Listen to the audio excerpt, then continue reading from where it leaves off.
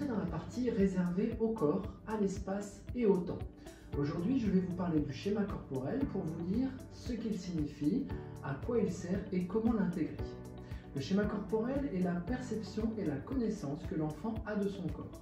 C'est la carte mentale qu'il se fait de l'ensemble des parties de son corps. L'enfant intègre son schéma corporel dès les premiers mois de vie par ses 6 sens, notamment à la vue, le toucher et la proprioception, mais aussi par les perceptions internes telles que les gargouillis, la faim ou la douleur. Le schéma corporel est évolutif et on dit qu'il s'achève vers 7 à 8 ans. Mais il y aura des événements dans la vie qui le feront évoluer et se modifier, notamment le passage à l'adolescence ou lors d'une grossesse par exemple. L'enfant va donc apprendre à connaître son corps en premier lieu par les perceptions et les sensations qu'il va vivre, puis il saura mettre des mots et donc nommer progressivement son schéma corporel vers 2 à 3 ans et ceci jusqu'à 7-8 ans. On dit alors qu'il passe d'un corps vécu et perçu à un corps connu et su.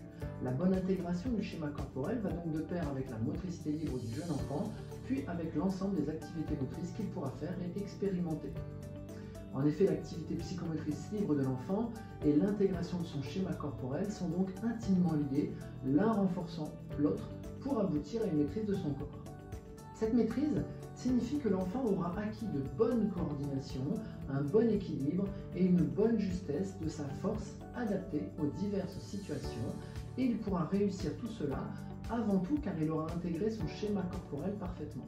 Il aura alors toutes les compétences pour réussir dans ses nouveaux apprentissages, que ce soit celui du vélo ou de l'écriture, ou encore toute nouvelle pratique sportive ou artistique.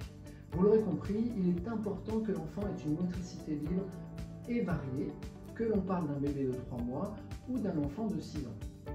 Apprendre en jouant et en bougeant est donc bien une réalité et une vérité scientifique.